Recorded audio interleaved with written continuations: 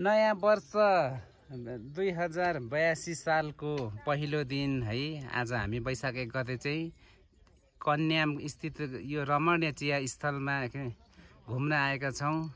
मेरो साथी होमनाथ निरौला र उहाँको सहपरिवार प्लस हामी दुईजना। ल हेर्नुहोस्, वाउ, नेचुरल बेस्ट प्लेस है यो चाहिँ। वाउ, कन्यामको चिया बगान यति राम्रो छ नि। ल ल यहाँ चाहिँ टिकटक बनाउँदै हुनुहुन्छ उहाँ सबैजना। हाई भनिदिनु। ल हाई हाई भयो। वाउ